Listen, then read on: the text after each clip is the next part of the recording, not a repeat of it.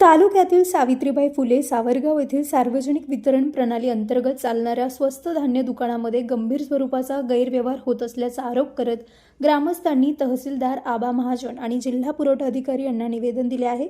निवेदनात नमूद केल्यानुसार मे 2026 मध्ये दुकानदाराने अत्यंत अल्प धान्य वितरित केले। जून आणि जुलै महिन्यात शेकडो पात्र रेशन कार्ड धारकांना धान्यापासून वंचित ठेवण्यात आले।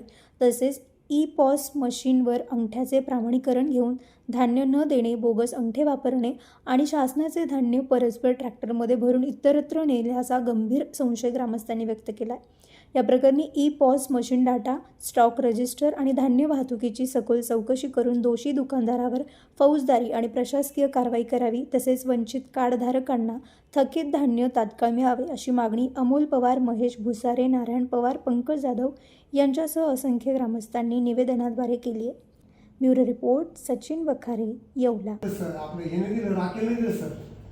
ट्रॅक्टर भरून ट्रॅक्टर आणि पिकअप भरून ते पण दुकान नाही त्याचं, दोघं दुकानावर कारवाई त्याच्या लेडीज राहत त्याची वाटायला आमची नाव आलेली होऊन काय बोल माणसाचं का कमी देतो आम्हाला असं बोलता येतं। गावातला रहिवासी असून आमच्या गावातले रेशन दुकानदार सातत्याने रेशन कमी देतो। प्रत्येक वेळेस 2 किलो 3 किलो धान्य कमी देतो आणि त्याला विचारलंच तो सांगतो का तहसीलदार साहेबांनीच आम्हाला धान्य कमी दिलेलं आहे।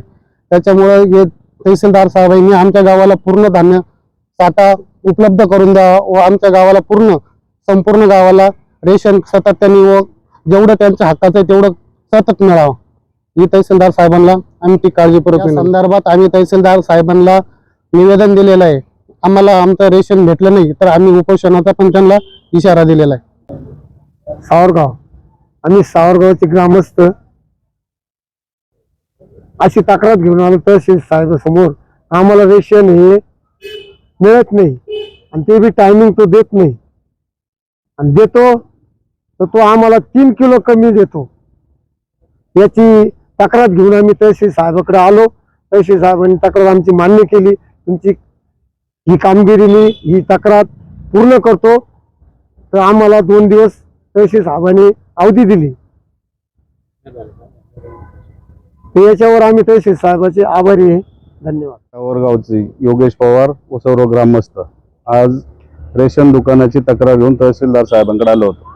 आमच्या गावातील रेशन दुकानदार हे आम्हाला रेशन कमी देतात, काहींना देतच नाही। त्यांचे बायोमेट्रिक करून घेतात, थंब करून घेतात आणि त्यांना ऑनलाईन फक्त धान्य दिल्याचं दाखवतात। त्यांना परत तिथलं रेशन ते त्यांच्या मूळ गावी घेऊन जातात कानाडीला। ते विचारलं असतं ते सांगतात की आम्ही इथून मक्का घेऊन जातो, तिकडून तुम्हाला गहू तांदूळ घेऊन येतो।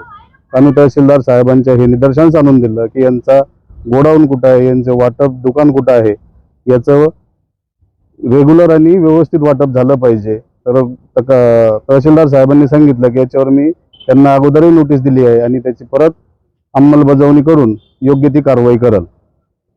तुमच्या सर्व समारंभांसाठी एकमेव ठिकाण वर्मा लॉन्स। आनंदाचे क्षण, स्वप्नपूर्ती क्षणांसाठी वर्मा लॉन्स। विस्तीर्ण आणि हिरवळयुक्त प्रशस्त लॉन, पार्किंगसह अनेक सुविधा उपलब्ध। वर्मा लॉन्स, ठिकाण येवला, नाशिक रोड, एरंडगाव। एक वेळ अवश्य भेट द्या। वर्मा लॉन्स। वर्मा ग्रुप प्रस्तुत हॉटेल वर्मा पॅलेस, येवल्याचे नवीन वैभव, लक्झरी सुविधा आणि चवीचा राजेशाही संगम। आकर्षक लक्झरी रूम्स, खास पॅलेस अनुभवासाठी आरामदायक आणि सुसज्ज एसी रूम्स, आधुनिक सुविधांसह थंडावा आणि शांतता, चवीचा आणि सेलिब्रेशनचा थाट, मल्टीव्हिजन रेस्टॉरंट, आकाशाच्या सानिध्यात, मनमोहक दृश्यांसोबत स्वादिष्ट आणि वैविध्यपूर्ण पदार्थांचा, शहराच्या गजबजाटातून दूर, हिरवळ आणि शांततेत रिलॅक्स होण्यासाठी उत्तम जागा।